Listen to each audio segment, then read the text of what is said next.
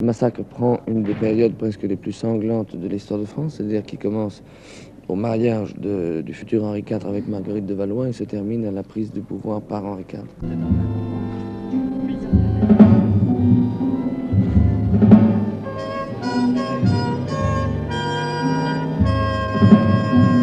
Je crois que l'histoire de la Saint-Barthélemy est une histoire assez fascinante. Je veux dire que c'est parmi les très grandes histoires, parmi les moments de l'histoire comme ça où se pose le plus de problèmes. Et si on regarde bien la pièce de Marlowe a une sorte de fascination en soi. La rapidité avec laquelle c'est écrite, le nombre de morts, la facilité avec les gens tuent ou se font tuer ou acceptent la mort ou regardent la mort des autres est assez stupéfiante. Et si on regarde bien la Saint-Barthélemy, c'est très très étonnant tout ce qui a pu se passer à cette époque-là. L'eau est profondément importante, je crois, pour le spectacle, dans la mesure où ça donne une force aux morts en scène. Il y a tout un problème de la mort dans le spectacle. Et vous savez, les morts la mort au théâtre, on n'y croit jamais beaucoup. Je veux dire, on voit un comédien comme ça qui poignarde quelqu'un, alors qu'en fait, quelqu'un qui disparaît dans l'eau puis qui glisse comme ça donnait une chose plus forte, enfin une chose plus inhabituelle, plus rare.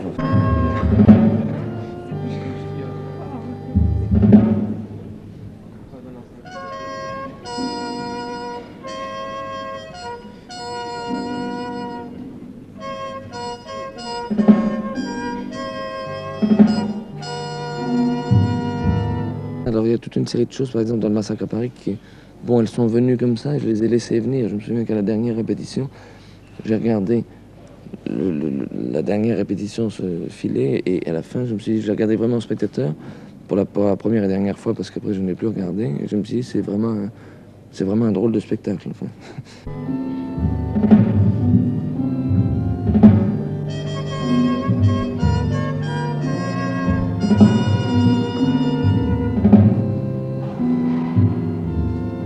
Le spectacle de Patrice dit quelque chose de très profond sur ce qu'est des meurtres idéologiques.